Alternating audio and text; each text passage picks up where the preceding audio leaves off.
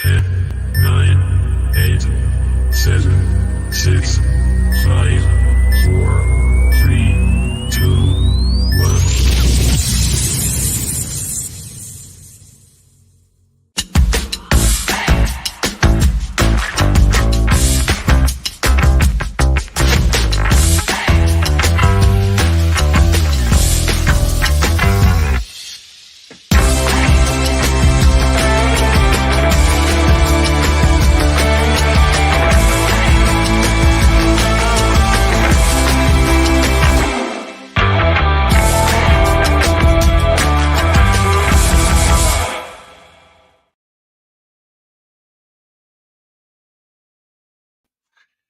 Good evening, everyone. Welcome back to Through Black and White Eyes for this Friday night show. The look ahead, as we always do on Friday, because the press conference is being done, so we all know exactly where we stand, hopefully. But we know what Eddie Howe's like. He likes to deceive the press in his press conferences, doesn't he? He says one thing and then another thing happens. Sorry. So I hope you all enjoy the show tonight. The usual stuff, I'll get it out of the way. We've hit the subscribe button, hit the thumbs up if you enjoyed the show. Don't forget about our amazing sponsor, Diet Crow. The t-shirts are flying off the racks. They're amazing. 20% off for watching this show.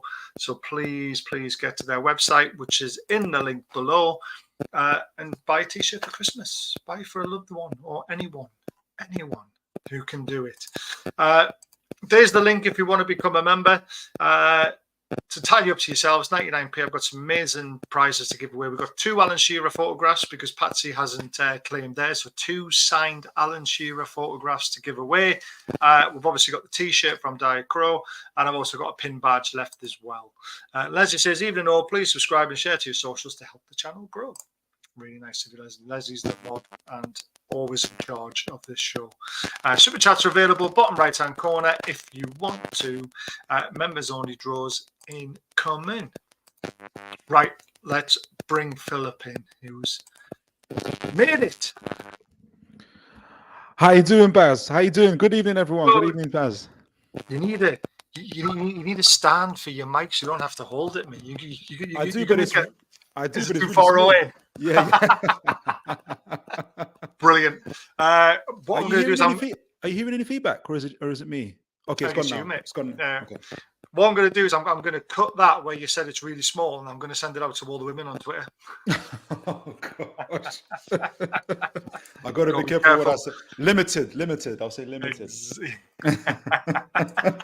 I love it. Right, let's talk about the press conference. That's the first thing we always do. It was Eddie Howe, as always, speaking to the media so brilliantly. One of the things, we're jumping ahead there. Eddie Howe has been speaking to the media ahead of Newcastle v Man United. It started by giving his reflection on Tuesday night. It's disappointed. We're all disappointed, but it's time to move on, isn't it, Phil? Just move on and let's concentrate on tomorrow.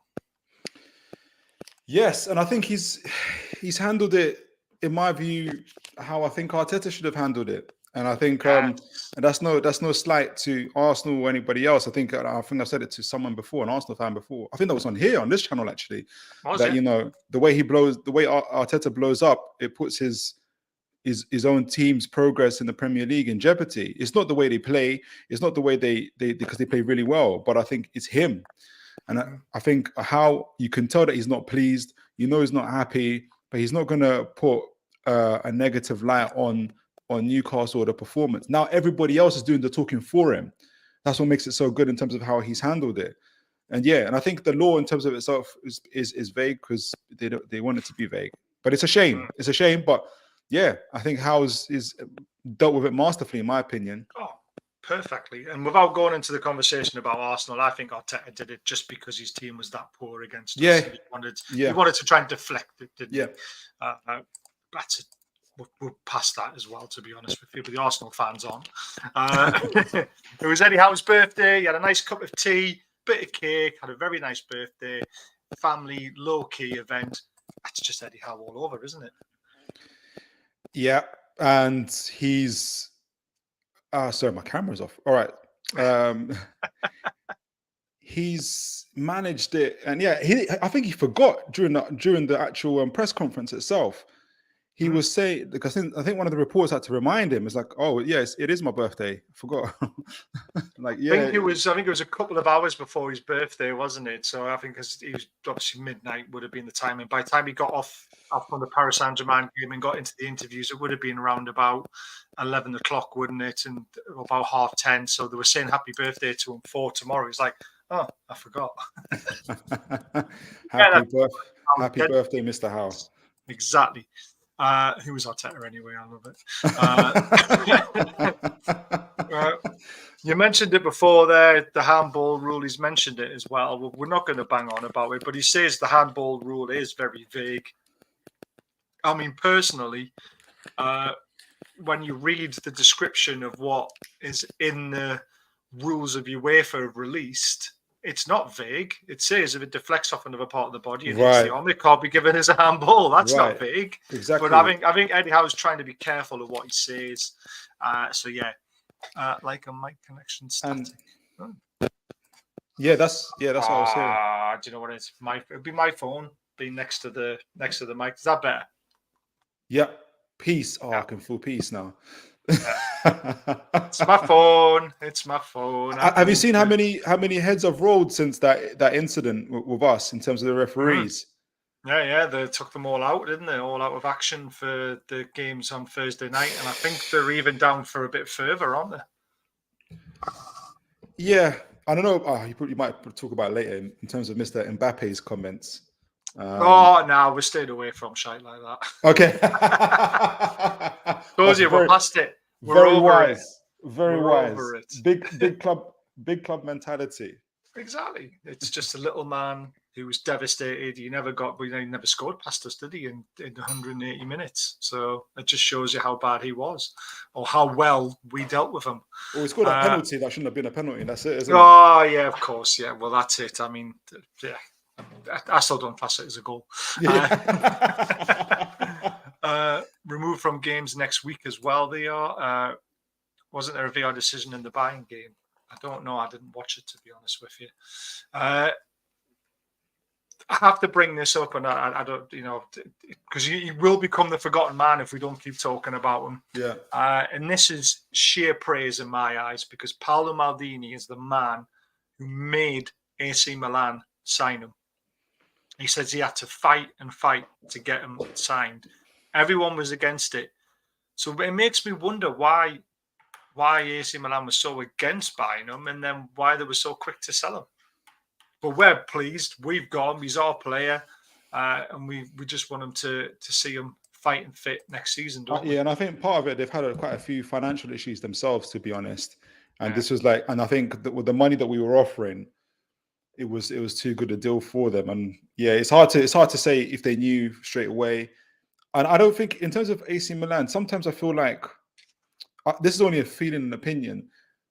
It's almost like they probably felt above a player like a Tonali. I don't know how he played at the time, but for me he's a very Eddie Howe player, athletic, strong, great on the ball, and stuff like that. And maybe when you've got the likes of Lau and stuff like that, maybe AC Milan will look and had Pirlo in their history and stuff like that. But I don't know why they were fighting. Maybe he wasn't as good as he was now, and Maldini just saw a real star there, which ended up being true. He was vice captain at the Rossoneri for a reason, so he changed a lot of minds there. Yeah, definitely. The next one is obviously the challenge ahead against Man United. You can never underestimate the qualities of Manchester United. They have a very good head coach who is leading them. We have total respect for our opposition. They are performing well. They are quality players. We need to keep that momentum and energy from a recent performance. I think it'll be a very good game. So basically, in the changing rooms, then let's fuck them. Yeah. In the press, he's been so nice to them there, hasn't he? Because Ten Hag was the one who came out about the time wasted and all this kind of rubbish. But we've seen what his man management speech was like on Amazon Prime. We saw what he said in that changing room, and he doesn't need to change it, does he? He just needs to say it again. Let's beat them with our power, our pace, our precision, everything.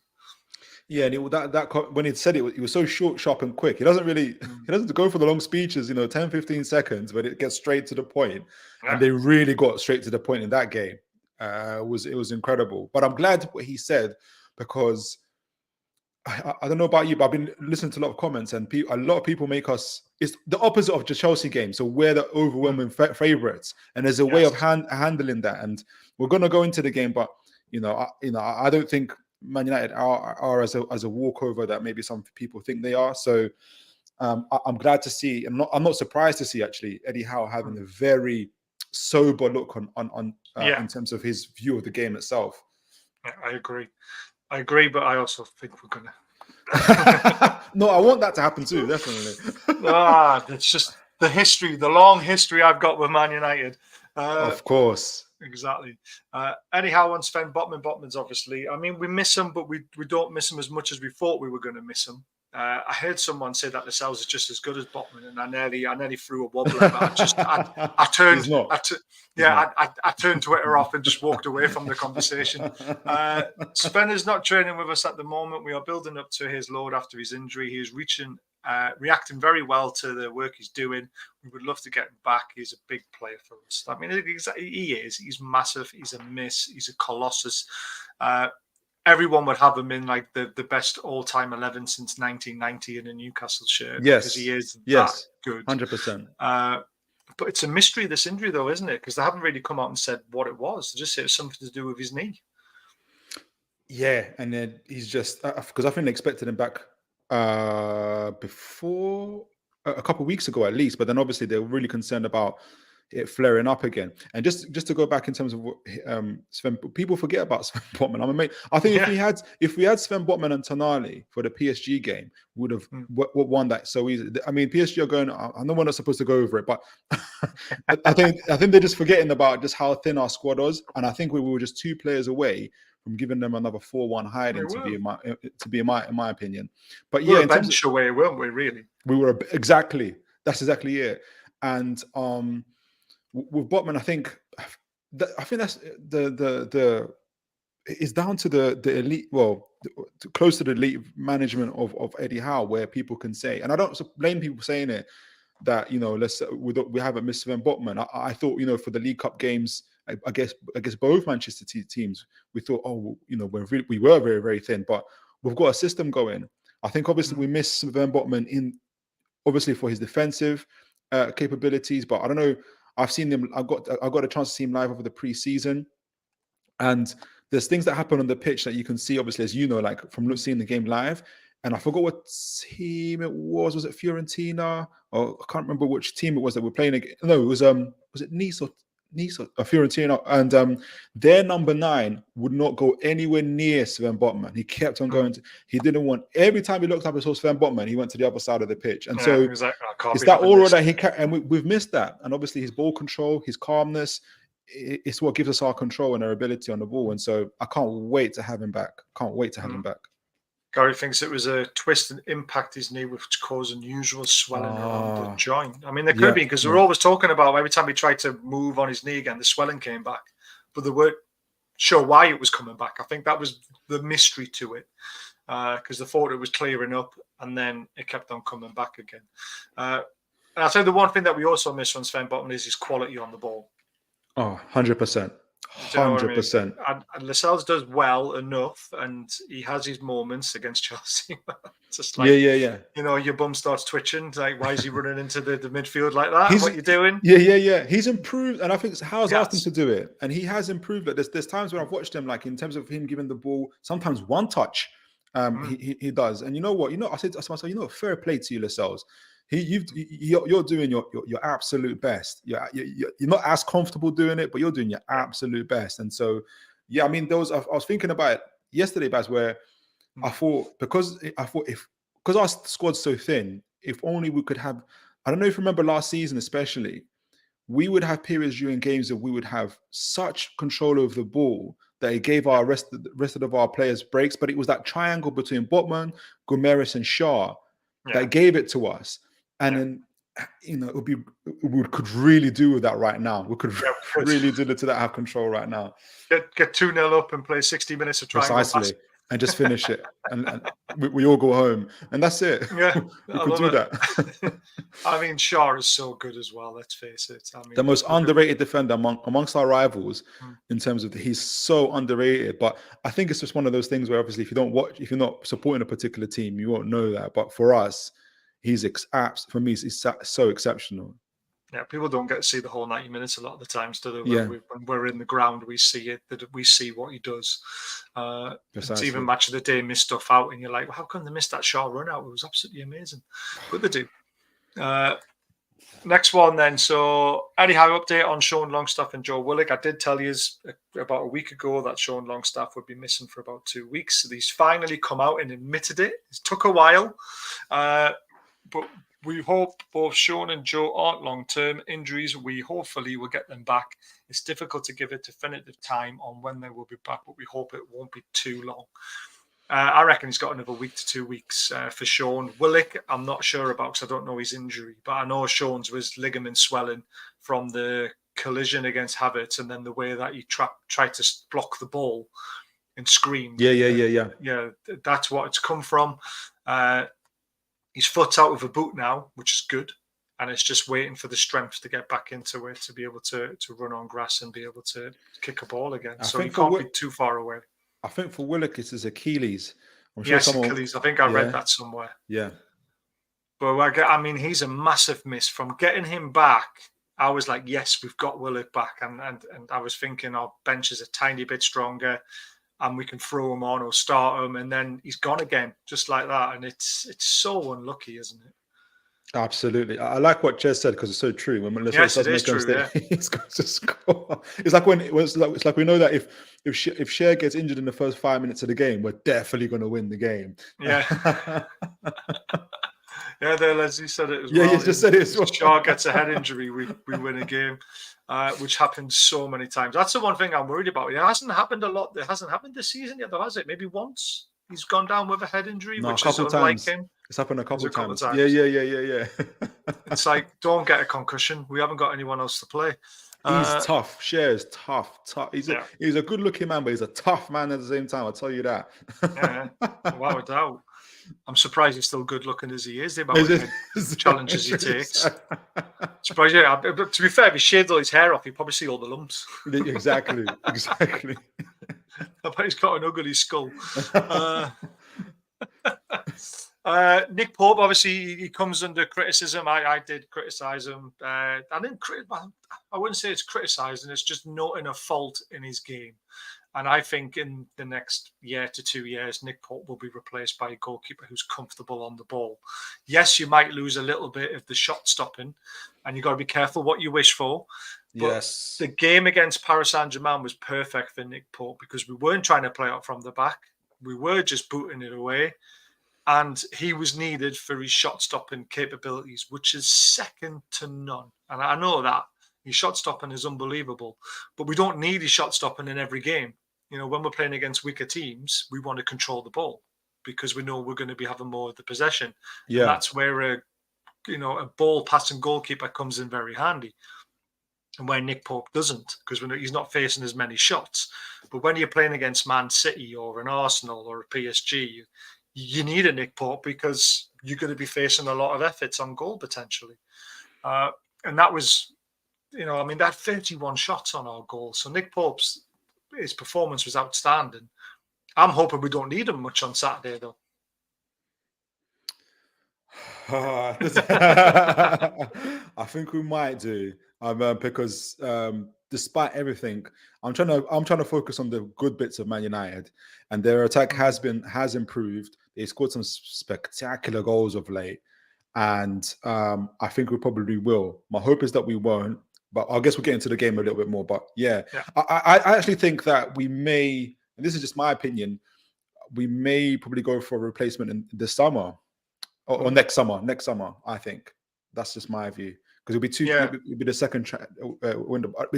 But getting the right goalkeeper is such a tricky and timely thing. It is. I wouldn't bet against getting that keeper in the summer. Yeah, I wouldn't rule it out, but I think maybe the following one. Man United got a warner for his footwork, and look how that worked. Our keeper with a good footwork and a great shot stopper is rare. Alisson are anomalies. Yeah. I still think our scouts will find one. I really do. I think it's a Georgian keeper they're looking at. Yeah. I can't say, is it Marcus Shelley? Something like that. Can't I haven't seen him, but he's meant to be decent. Yeah, exactly. And our scouts aren't stupid, let's face it. But gone are the days of having decent scouts and no one listens to them and then going to crap scouts. We now have the best of the best. So we will find one.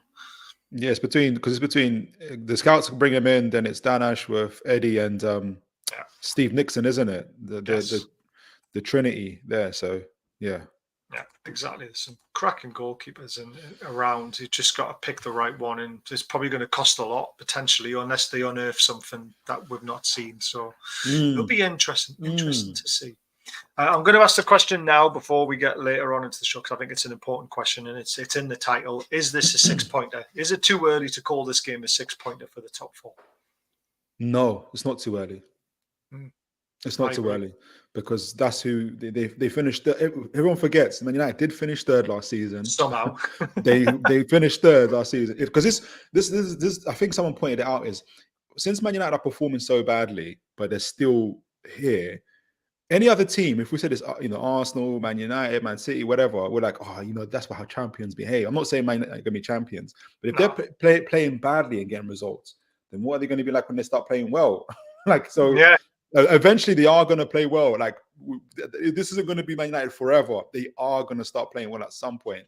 I've been saying this about Chelsea as well, though. Remember, but Chelsea, I think people are in dreamland on Chelsea. I think they've done a speed dating process where they've got a whole bunch of people who don't know each other, different characters, background, and personalities, and say, "You guys are good. Now go forth and get us Champions League." Man United have done this before, and they got a League Cup and the 3rd. And I think between Man United, I don't think it's Tottenham. I think they'll fall away. Villa will be between us, Man United, and Villa for the 4th spot. Exactly. It could be 5. It could be 5 for the Champions League next season, anyway. To be fair, so I would call this a 6-pointer because Villa are looking very good this season. 100% Villa looking very good. Let's have a look. Yes, Man United's position last season flattered them massively. I heard someone on their SSH, another show, say they are vulnerable. Yes, they are vulnerable. They are vulnerable, very vulnerable, mentally especially. We'll come to a little bit later on, because we're going to show some past results, and it shows that they are vulnerable. But yeah, for me, it's a 6-pointer because they're a point ahead of us, and it's the mentality, isn't it? It's getting one over them. It could put a bit of a dagger in them. They're on a good run, like you mentioned, but they're not playing very well. They're grinding out results. That I watched the match against Fulham, and they were shocking. But Fulham were equally shocking as well. And I didn't see a goal coming. And then somehow Fernandes flukes one from 20 yards, and the keeper has a mare. So, do you know what I mean? It's like, you know what? Man United are like a retired boxer who's lost all of his athleticism, but he's still got that knockout punch that on occasion. So you do have to. You can beat him, but you have to be very, very careful not to underestimate him. Yeah, I get that. That's well said, actually. Right. How many injuries do Tottenham have? Almost as bad as us, I think, to be fair. Yeah. But they've got really key players missing for them, like the new signing. And they happened in one game. Both new signings in one game, wasn't it? That was insane. So, yeah. And they're playing Man City at the weekend. They lost 3 in a row. Yes. So it's 4 in a row, isn't it? Yeah. So I just think they're gonna. Did they play us after Man City? Oh, I don't know. They play us in December. They play us in December, but I don't know if it's Tottenham. Oh no, we play Everton. After that. Hi, Stephen in the chat. Yes, but who are their current wins against? Yeah, exactly. I mean, the wins aren't against amazing teams, are they? Which we'll come to soon. No. Man United are not great. Yes, they beat us 0-3, but the result flattered them. Yeah. They are better depth than us, though. They do at the moment, but that depth doesn't mean everything. Look at PSG's depth, and they only managed to get a point against us in their own backyard. So Yeah. do you know what I mean? You can look at fresh legs and look at their bench and say, oh yeah, they could potentially hurt us, but we've got 11 men who are fighting for each other, and they're going 90 minutes toe to toe with some of the best teams in the world, and we're coming out on top. Yeah, and you know what, Bas, I've learned not to go against your chat, because when we was doing the predictions for Chelsea, I was like, oh yeah, maybe 1-1, and the guys are saying 3-1, 4-1. I was like, Oh, really? yeah. And then and it was right. So I was like, okay, I'm gonna stick it. It was brilliant, wasn't it? You did well. Incredible. There were. Mr. Peter Griffin, yes, we're seeing these comments, but we're staying away from them because we don't like talking trash. And Mbappe is trash. And right, here's all the injuries. So for us, it's like it's literally an 11, isn't it? It is. Anderson, Barnes, Botman, Byrne, Murphy, Target, Longstaff, Manure, Willock, Wilson, and obviously Tonali's suspended. Man United isn't particularly looking very good for them either, though. Evans is out and they were relying on him at one point. Christian Eriksen, who I think is a quality player. Casemiro, apparently there's a bit of a falling out.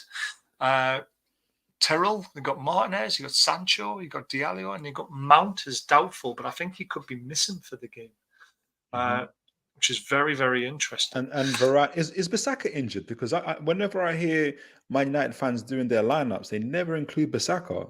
I thought he was injured. That's a good point. Because I thought he was better than Dallo, so I can't believe he played against us, didn't he, in that cup defeat? So I don't know what's happened since then, but yeah, likes to have few too many 2 chairs and tries to dance with the ball. I love it. That's what I'll be doing on Saturday. It's going to be a messy one. Definitely going to be a messy one. Some of the dates we've got for potentially players coming back: the 11th of December for Botman, 27th of December for Anderson, 27th for Wilson, 6th of January for Barnes, 13th of January for Byrne, 31st of January for Murphy, 4th of Feb for Target. Manure is unknown. Tonali's bans, obviously the 27th of August. Longstaff, Willock, and Kraft as an illness. And Longstaff and Willock is Achilles and ankle, but unknown when they'll be back. But we still think a couple of weeks. So there's only one are we only expecting one in December? But I thought, when's Barnes back? Because I thought Barnes would be back in mid-December. Well, Barnes says 6th of January on this. 6th of January. It might not be right. Okay.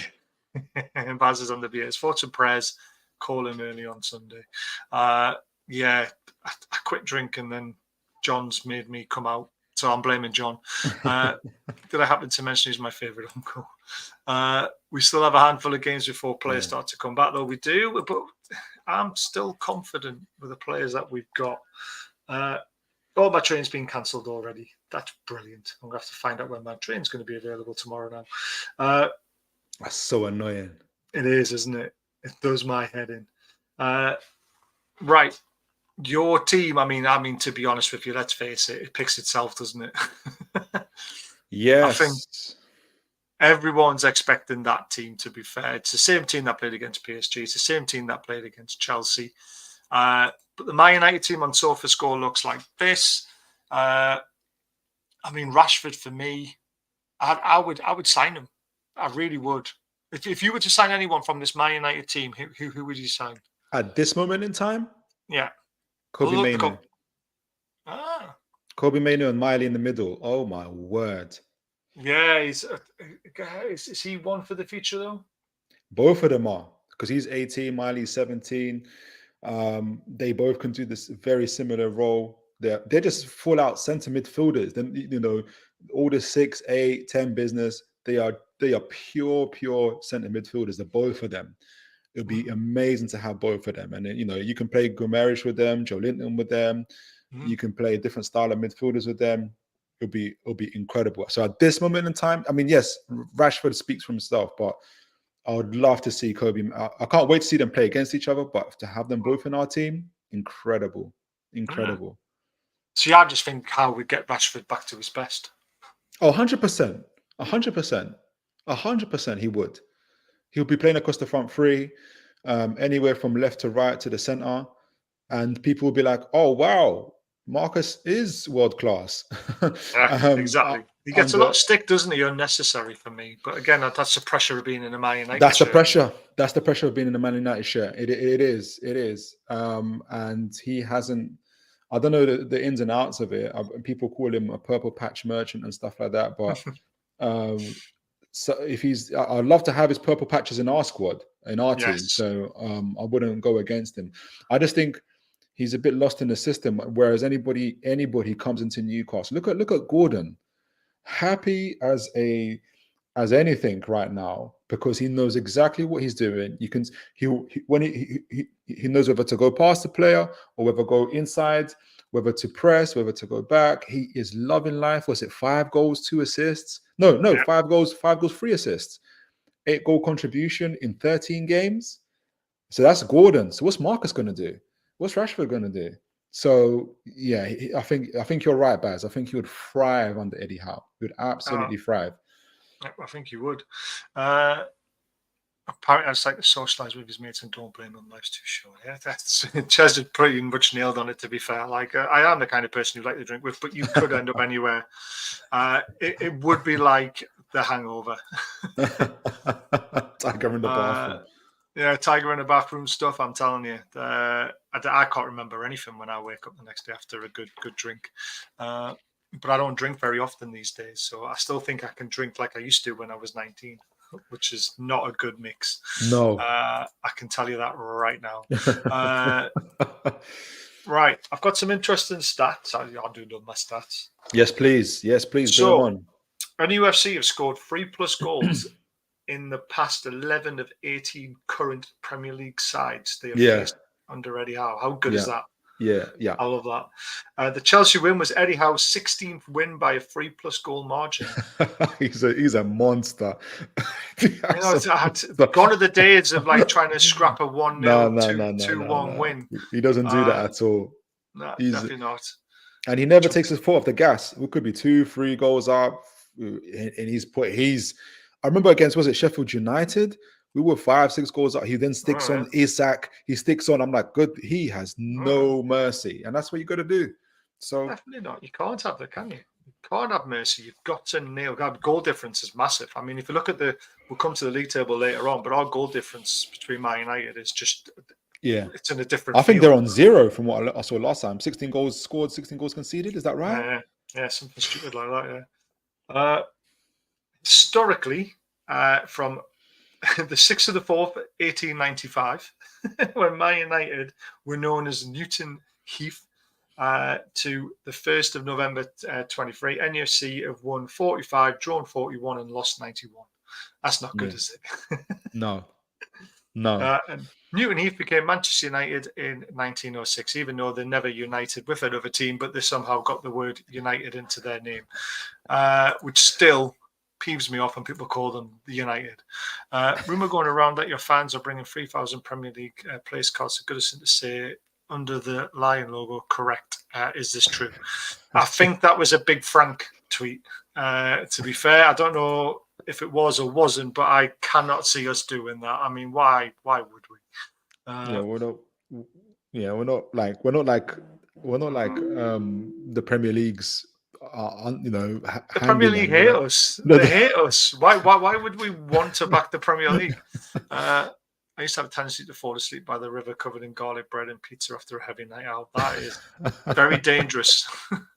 Never fall asleep next to a river. I hope the garlic bread consistent. The garlic bread, I love garlic bread. The Premier League years, of course, that's how, the Premier League just like to remember that all stats started when the Premier League started. Sure. Nufc won 8, drawn 16, lost 32 against Man United. Yeah. Horrible that, isn't it? Last 5 games against Man United, drawn, lost 1-1. Yes. Lost once. Yeah, yes. And that's is that from Eddie Howe's time? That must be from Eddie Howe's time. Last 5, no, because Steve Bruce won one as well, didn't he?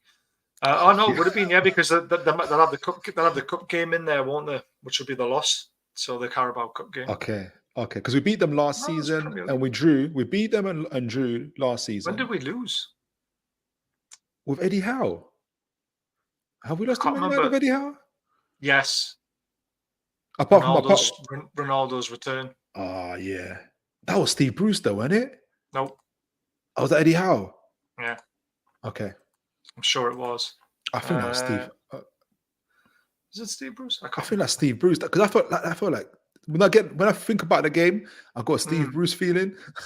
Yeah, I haven't got Eddie Howe feeling. I think it was very early Eddie Howe. I can't remember. I don't think your fans would do that, but it's just a rumor going around. Newcastle fans know the score. I think it's like a stupid tweet, mate, and that's just blown out of proportion as it always does.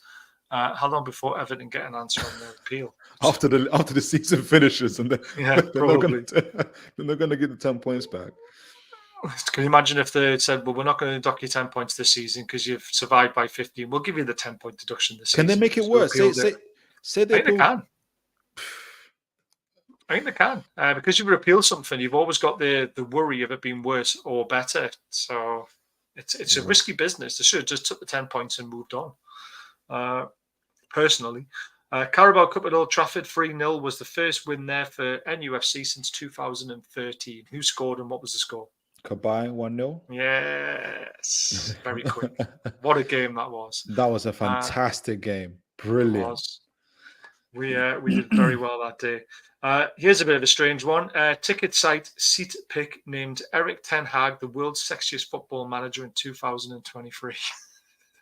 Okay, fair enough. Oh man!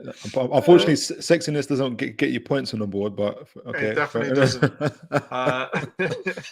I heard March 2024 for the appeal potentially. It could be. Baz and Phillip, thoughts on the atmosphere for Saturday night? Full day drinking for some of the rivalry. Do you know what I was gonna? I was gonna electric. I was gonna say, Baz, in terms of like atmosphere, I was like, because I think they put the schedule back to 8 o'clock. Like, was it 2-3 days ago? It wasn't straight away, wasn't it?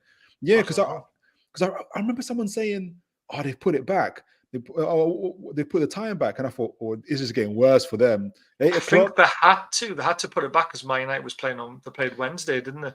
8 o'clock under the light, St. James Park. It's going to be freezing as well, so we'll see who really wants it. I know who my money's on. Yeah, you know, -7 in it or something like that. -2 or -7. Miley goes to school in that weather every day. This is going to be another walk in the park. Short sleeve shirt. In a short sleeve shirt. This is just to be another walk in the park for him. It's fine. I love it. Does anyone know why Rio Ferdinand disappeared on Tuesday night? A lot of people are saying this because he doesn't want to give Newcastle United any praise, but I don't think that's right because he did give us a lot of praise. No, he's not like in the home game. Yeah. I don't know anything about that, but I don't find him like that. I don't think he's that kind of personality, to be honest. Put another layer on. Come on. No one puts another layer on in the Northeast. The old Derby County manager was the sexiest manager. Apparently food poisoning potentially. That's why he ran off. Maybe he was running to the toilets. Oh gosh, that's fair enough. I mean, the poor guy. Remember when Rafa was the manager? He took training in shorts in a blizzard. Yes, I remember that. He was hard as nails. Rafa was hard as nails. Yeah, he was literally living his inner Geordie, wasn't he? I love it. Right, I want to show you something which emphasizes everything Eddie Howe has done in two slides. The first one, our expected XG, 25.7. Yeah. Team's expected goals. So out of 171 shots, we scored 31 goals. Now that is efficient, and it's the highest out of conversion. The conversion rate is crazy. Rate is mental. But not only that, so we're creating chances, we're taking chances. Yeah, we're also top of the expected goals against, as in we're the best defensive team as well. Yep, nobody talks about it, but it's fine. Nope. We've only conceded 14 goals. This is out of the other 14 teams. Obviously, it doesn't include the big six because this is the account called the other 14. Brilliant to follow them. But these stats are incredible. Only 13.7 XG expected against. We've had 155 shots against us and only 14 have gone in. And that's down to the way we defend from the front. It's the way we our goalkeeper is obviously an amazing shot stopper, but our defence is solid. The tactics are always right. The amount of credit that Eddie Howe deserves this, because normally when you see this slide, you definitely don't see the team at the top either. Yes. There is normally you normally see that maybe mid-table if the other one's at the top because you're a defensive team, you counter-attack and you score the odd goal. We're flying. Well, this is what Eddie Howe in himself sought to achieve within himself when he went to see Diego Simeone. He knew that, yes, I can attack, but goodness me, I need help defensively. Yeah. And he's managed to put, like exactly how you said, Baz. He's got the balance between attack and defense. We can all see it. And that's why I couldn't understand for the Chelsea game what people kept on saying, especially a few kind of Chelsea analysts were saying like, Newcastle, they suit our game. They just, because they attack, they press you. And I'm like, yeah, that's not all we do, guys. Like there is a method into what we do. We're not like Tottenham at the moment in terms of, and I think Postecoglou will get this right eventually, where it's attack at any period, at any given moment, at any given time. And now, we'll attack when we want to attack. We'll press and we'll smother when we want to. We have our own triggers and we know how to rest. And so exactly what you're saying, Baz. And so, yeah, and it shows it. That's a great stat. That's a fantastic stat for our team. Eddie also shouted Klopp during that Simeone period. Very interesting. Yeah, he went to different places. He went to Germany. He went to Italy as well. He went to Spain. He went all over the place. And it's the credit to the man who wanted to improve himself. That is the willingness to learn and adapt and move forward in his career is second to none. It's a shame he didn't do it while he was playing. He might have been a better player. He might be. Imagine if he could have coached himself. He'd be Ronaldo. He might be the next Jose Mourinho. You never know. I'm telling you, he's going to be around for a long time. Now, someone asked the question and asked me to ask everyone in the chat and also yourself. Yes, Can we class Eddie Howe as an elite manager now? Do you know what? He has to win something. For some reason, I played this conversation out of my head and it was with you actually when I was thinking about it, because I was thinking about it and I was saying, I think you have to win. I think he's behaving. I think you have to win something. I think he's behaving like an elite manager in every aspect of his game. We've just seen it statistically: defense, attack, in-game management, player management, squad management. His relationships with the upper tiers, with our owners and stuff like that, exceptional. His handling of the media, exceptional. So he's behaving like an elite manager. I definitely agree with that. But to be considered elite, you have to win something. You have to win major honors as well. I think he knows that. I think he says that enough times in terms of having to win something. I think he does. Yeah, he knows that. So, but I would love to say yes. I guess my answer is half yes, but it's almost like he's behaving like one. He's doing all the things that elite manager does. Yeah. But yes, he has to win to solidify that. Yeah. No, I agree with that because an elite manager is a winner, aren't they? They've got trophies, they've got medals. I mean, they say they don't define them because it's all about the team and it's all about the players. But when it comes to a conversation like this, it's like, are you an elite manager? What have you won? It's like saying, are you the best player in the world? Well, how many Ballon d'Ors have you won? How many World Cups have you won? Look at the Messi and Ronaldo debate. Well, Messi's never done it on the international stage. Now he's won the World Cup. He's got one over on Ronaldo. No one can come back to you and say, well, I'm not better than him. And it's the reason why Harry Kane went to Bayern Munich. It's the same reason. We all know he's an exceptional striker. Where's the trophies? Because he can't, at the moment, he can't even talk to Vardy. You can't say to, Vardy, him and Vardy will sit on the bench, on the table, in the pub somewhere. Vardy will bring out his Jose medals. Premier League game, Premier League medals, his FA Cup medals, and his FA Cup and say, bring out yours. And so he's gone out and doing it. So fair play to him. I absolutely agree.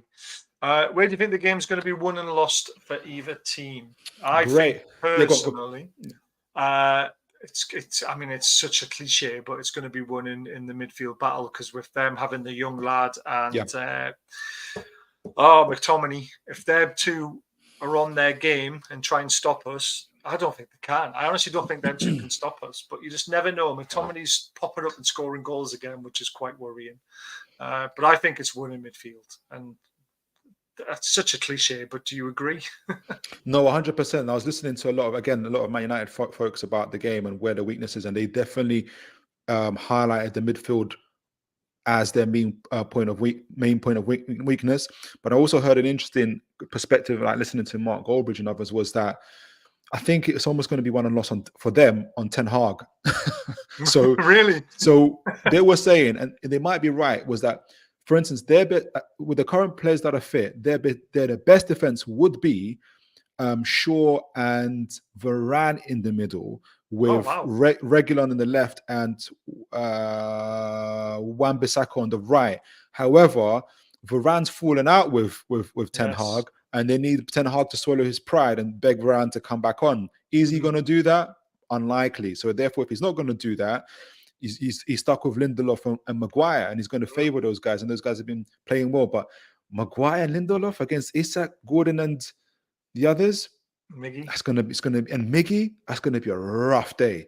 So he's gonna fall on his own sword doing that. So it's already lost. And exactly what you're saying in terms of their midfield, they're also begging for the fans are begging for Ten Hag to forget this single pivot and 2-8 stuff, because people are running through them like no man's business.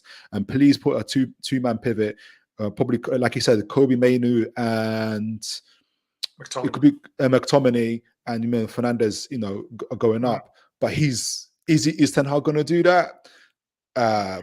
No. So if he's not going to do that, goodness gracious, Joe Linton, Miley, Gomes are going to run through them cold.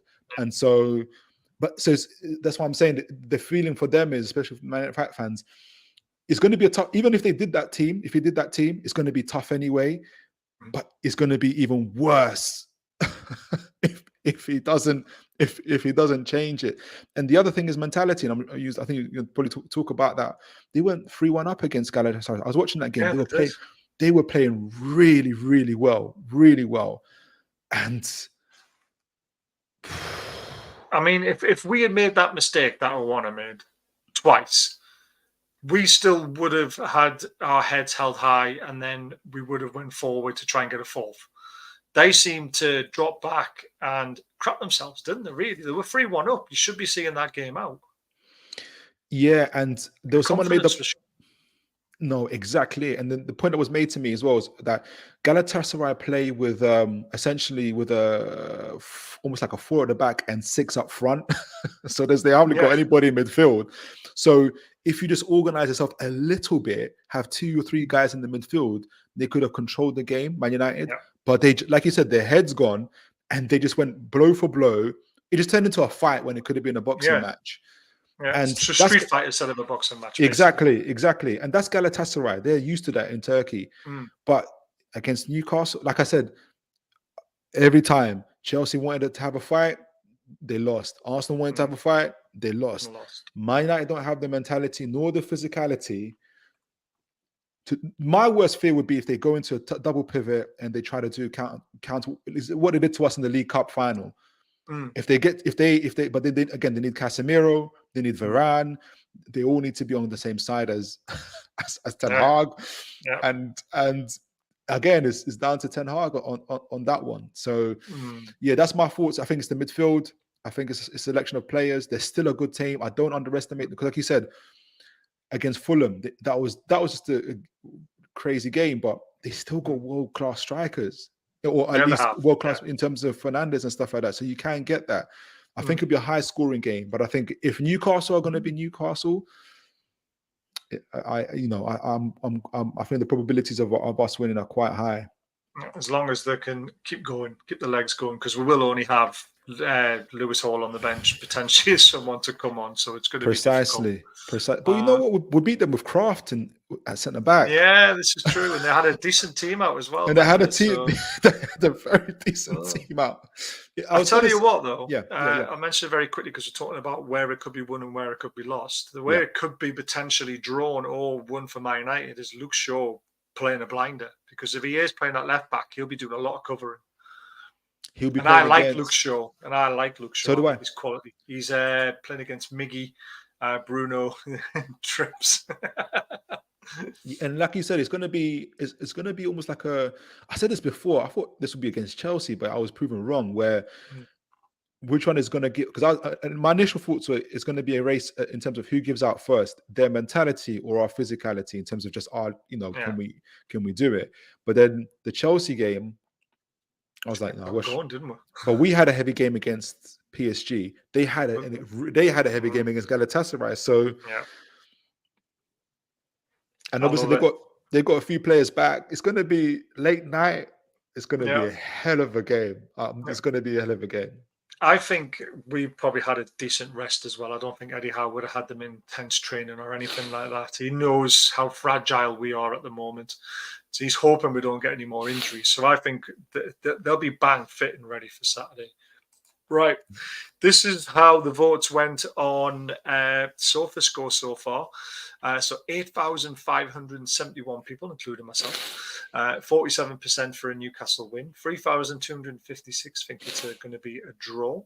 Yeah. And 6,451 deluded Man United fans think they're going to win for 35%. However, Super 6 is looking a hell of a lot. Wow. 72% of Super 6 players have picked a Newcastle home win. Only 17% have picked the draw and 11% for a Man United win. And as you can see, I've given away my early prediction of I think 3-0. So everyone in the chat, that score. Exactly, I would. 3-0 at halftime, hoist some subs on, even though it'll weaken us and we'll have to defend a bit. But I think we'll see the game out. People in the chat, put your score predictions in and we'll get round to that. We've also got the previous results. And this is what I wanted to look at. Look at how many goals Man United have scored in the Premier League. One against Fulham, one against Luton, 3 against Everton, but that flattered them. But in the Champions League, they've scored 6 in 2 games. They're the third highest scoring team in the Champions League. At the same time, they've also conceded the most. Well, that's what I mean. They haven't got the balance right like we have. It's been insane. Yeah, it's been absolutely insane for them. And when your goalkeeper's against you, because that was awful from Onana. That was. I'm not obviously. If you mentioned if that was our keeper, if our keeper did that level, that kind of situations, because you can flop sometimes, but the way he did it, that's heartbreaking. That's gut wrenching when you see it like that. That's gut wrenching when you see your keeper doing that. That was insane. And that's the other thing. Does Ten Hag keep Onana in? I think he's got no choice. I mean, they've got another keeper, but Ten Hag sticks to his guns, because now if he takes off Onana, that's a 45 million goalkeeper signing that you've essentially said flopped here. And knocks his confidence even more, doesn't it? I mean, again, the keeper could take it one way or the other. It could take him out of the firing line, get him back to his best, throw him back in again. Or it could go, shit, I've lost my place. And then he goes a bit down in the dumps sort of thing. But the results to me are really, really, they scream at me that they're struggling in the Premier League to score goals, because they're trying to keep it tight, because they know how important the Premier League is. But yet when they went into the Champions League, they were thinking it was a free hit, and they just fought attack, and try and blow teams away. And it's ended up opening them up and making them look very weak at the back. Yes, exactly it. And I think also, I think someone mentioned it in the chat that most of Man United's wins haven't been against the top 6. It's been a bit against the lower clubs. And when they obviously play, they lost to Tottenham 3-1. They lost to Man City, which ended up being a very easy game for Man City. I forgot the scoreline and that one. I can't remember the other teams that they've played. Arsenal, they lost 3. They were unlucky against Arsenal, to be honest, but it did end up being 3-1 as well. And it's because they don't have that balance, but they also, it's that there's a real fragility in that. I think they were saying, a lot of the fans were saying, even if they go 2-0 up, they're scared they're going to lose 3-2. And that's not the Man United that I know. So I have a feeling that in this game in particular, if I was Eddie Howe, I don't know. I don't think he thinks like this necessarily, that let's just go for the throat. Let's go for it in the first 15 minutes and smut, because they know that Newcastle, as we did against Chelsea, are capable of scoring 2-3 goals in a space of 5-6 minutes and the game's finished. That could happen. That's an ideal world. Another Spurs. Oh, mate. But the difference between Spurs and Man United, though, and this is where I think Man United know they're fragile and they know that they're underdogs. and that's when they perform best. Mm. Whereas Spurs, Chelsea, they thought they were going to come and do us in, and it didn't turn out that way. So that's the thing that I look. That's in a psychology. I think they know, because Man United know. Look at your goalkeeper. Look what happened. You know you can't come in with chest to St. James's Park. In fact, you're coming in thinking like that. Yeah, you're thinking, mate, from Galatasaray, where they call it hell, to St. James's Park. You just saw what happened to Reece James at St. James's Park. So what's going to happen to Onana? What's going to happen Especially when we Onana? get on top of them and we give them hell. When the crosses start coming in, the shots start firing in. Well, this that's very interesting after what you just said there. Man United, if they're obviously underdogs and they normally play better, but the odds don't suggest that. So yeah. Which is very true. There's the head-to-head. Eddie Howe's won 2, drawn 1, and lost. And Ten Hag's won 1. So it definitely was against Eddie Howe, because yes, that must be the cup final. Yeah, probably. Unless this is just Premier League, I don't know if it does it that way. Head-to-head, 5-4, 11 Man United. Yeah. So odds, when we're 91 to 100, we should be winning the games 52% of the time. We actually win them 62% of the time. When Man United are 14 to 5, they should be winning 26% of the time, and they only do it 29% of the time. So they outdo their odds by 3%. We're doing ours by 10%. Yeah. Now, when I see that, when we outdo our odds by 10, 15%, we normally win the game. It's very rare we don't. But that says to me that when Man United are underdogs, then they're not really outperforming that tag. True. But you know what, Baz, don't listen to me. I'm the one that said 1-1 to Chelsea. And everybody was saying 3-1 and 4-1. I should have listened to those guys. I don't know, maybe because I've been a fan for so many years. I'm so used to being underdogs when they come into teams that I'm a bit more. I'm even more reserved when we're favorites. And I know that's just, maybe I've got to accept things. I have to accept for what I'm seeing in front of me and say, no, like, we are favorites. And I think we are favorites. I'm just like, I understand why you're nervy about being like, should we be favourites or not, because of all the injuries. We have just played Tuesday night. We haven't got a bench like Man United. They've got more players available than we have. So I understand. Firstly, I think it's quite 50-50. But going into the mentality, going into the game, at St. James's Park, we dicked them 2-0 last season at St. James's Park. We beat them 5-0 in the past, and I was there. And it was under the lights. It was a dark, cold day that day as well. I just feel something bubbling inside me that's getting giddy again. And this is like Christmas. I love playing against Man United, and I love going to the game because I've had a few rivals at school, like a few Man United fans in the northeast, which really hurts me. But again, the lad was from Torquay, so I can't blame him. But that just shows you where Man United fans come from. But to me, it's always special playing Man United under the lights, and I just 100%. Beat them 4-3. We beat them 3-0. Kabai's goal, the free kick on off the bar. You've got Roy Keane throwing a punch at Alan Shearer. All these memories keep coming back to me. I forget about the losses. The only loss that really plays on my brain a lot, and I actually said this last season at half time when we were 0-0 and we were missing all these chances. I said, this has got a feel of an Eric Cantona. And that's the only loss at St. James's Park that really hurts me against Man United. Because all the other times we got beat off them, we expected to get beat off them, to be right. Yeah. But that game hurt a lot because that was the title. That was the title gone technically on that night. That was the yeah. We should have beat them. We should have been 3-0 at half time. We weren't. Cantona scored the volley. End of game. And I said, I can't remember who I was sitting next to, but at the game last season, I said, this has really got a feel of the Cantona game. And luckily it didn't. We went on and won 2-0.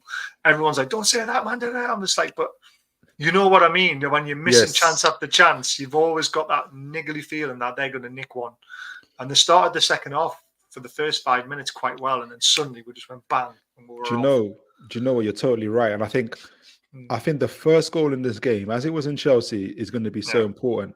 It's up to Man United. If they score first, even they themselves aren't confident that they're going to keep that lead. However, if we score first, the next first 5-10 minutes, for instance, we know we're going to be off one. It's going to be damage limitations from then on. It's going to be damage limitations because I don't fancy Bruno Fernandes against Joe Linton. I don't fancy McTominay against Bruno. and it'll be a 50-50 between Manu and Miley. Yeah. So, yeah. I can't wait for it. Our midfield will be key. Getting that Yes. morning and fouling us, getting cards and press like we do. They won't be able to hang with us. 100%. 100%. Yeah, exactly. 100%. 100%. Spot on, Rich. Right, let's go to predictions. There's a few 3-0s and all that flying around. Mine was 3-0. These are the Super 6 guys. So 3-2 says Dave. So he thinks it's going to be a high-scoring game and a bit of a ding-dong affair. The Super 6 is sitting on the fence in my eyes. Everyone puts 2-1 when they're not sure. And Jamie's put 2-1 as well. I've gone 3-0. What are you going with? I'll put down 3-1. Oh, 3-1, yeah. I went for 3-1 just because I think our goals conceded is like 1.1 or something like that. It's low, but I like it to be a bit lower. And then you know what, Rich, you're probably right. You're probably right. I don't even know why I'm giving predictions nowadays, but yeah, I'm giving a 3-1 just because our shot conversion rate is through the mid. I feel like every time we go forward, there's a purpose to it. There's like we're gonna get a shot off. It just matters about how we do it. We are gonna get a shot off, and so. Yeah, I fancy us to do it 3-1. Yeah. God help them though if we go 2-0 up in the first 5, 10, 15 minutes or within a break. God help them. It'll be tough.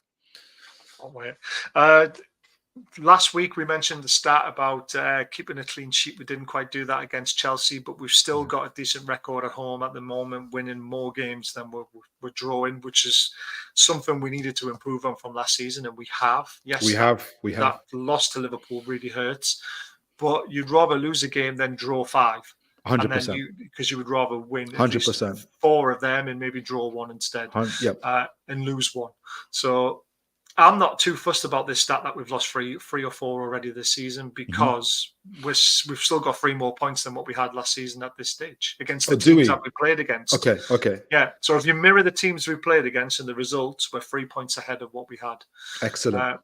But we've still got the likes of going to Spurs and winning, which we did the double over. Who else did we beat at?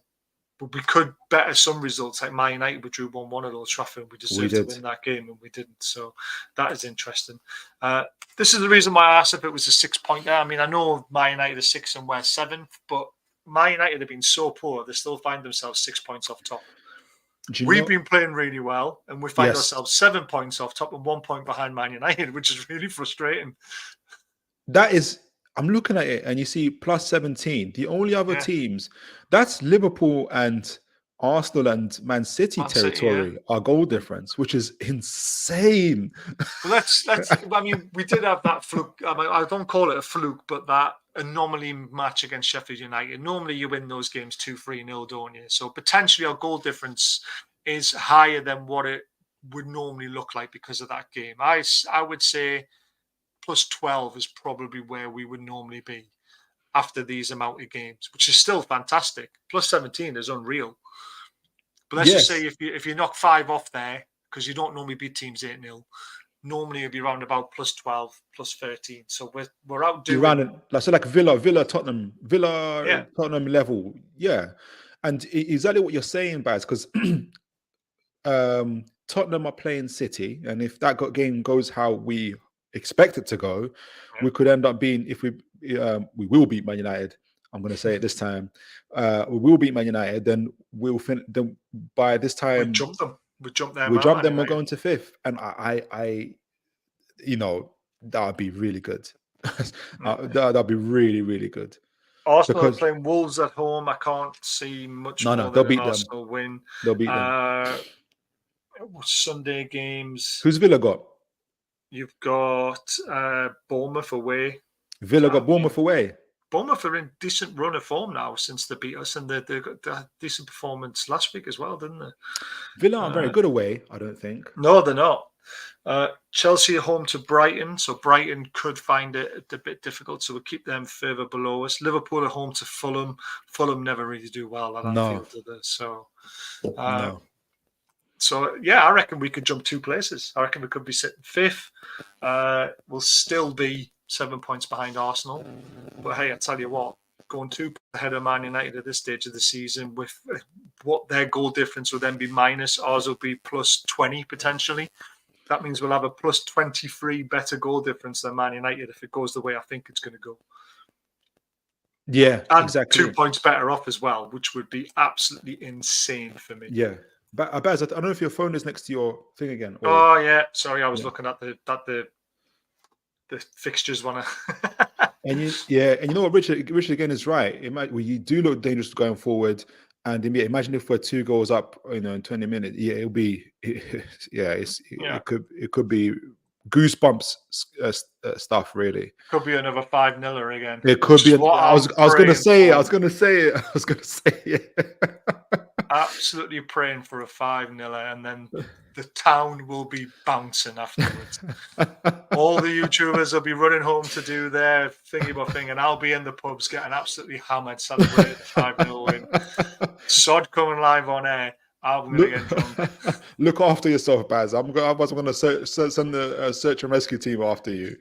Don't worry, I've got a few other drunken reprobates with me. I'll have John O'Hare, SoCal, Eddie from San Diego Mags as well. Lovely, cool. A few other people. Peter's coming out. Peter Chanel, I think that's how you pronounce it. Chanel, the last name.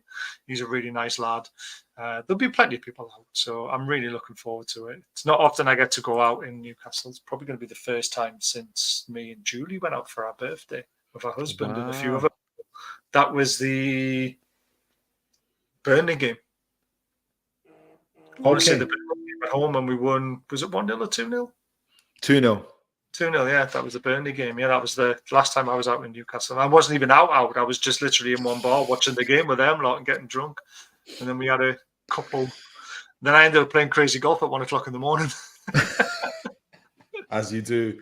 As you do. As you do. Let's jump in there. Yeah, let's have a little round of golf. It was good fun. It was good fun. Cheers, lads. Great show. That was a great day, Baz. It was, Jules. It was a great day. I ended up buying her a dodgy Newcastle shirt off a website as well for her birthday. Yes, Leslie, I couldn't walk the next day. I literally couldn't get out of bed. It was horrible. They'd be waving the green and yellow scarves. Oh, God, there will be water. And it was Blade's fault. I blame him. But again, everyone, please go and check out Toon Tactics TV. Phillip's a great guy. Thank you. We want to get him higher in his ratings. I am still trying to steal him, but he keeps on saying no. We'll cave eventually. I can feel it. Like the Man United defence on Saturday, it'll cave eventually. Gonna happen. Really enjoyed the show as always. Nice Chinese meal too. Oh yeah, the Chinese was good as well. It was a great show as always. We'll be back on Sunday night if I can. If I can walk, and if I can catch a train, I'll be back on Sunday night to review the game, and then potentially on Monday night I might be doing another left back show. If I can get enough people to come on, so fingers crossed. But it's all about tomorrow, guys. Get yourself over to Toon Tactics, subscribe to his channel, subscribe to this one, hit the thumbs up, go and see his latest video. He's he's just done a video, haven't you, Phillip? So go yes. Yeah, give it a thumbs up, and we will see you again very, very soon. Take care, everyone.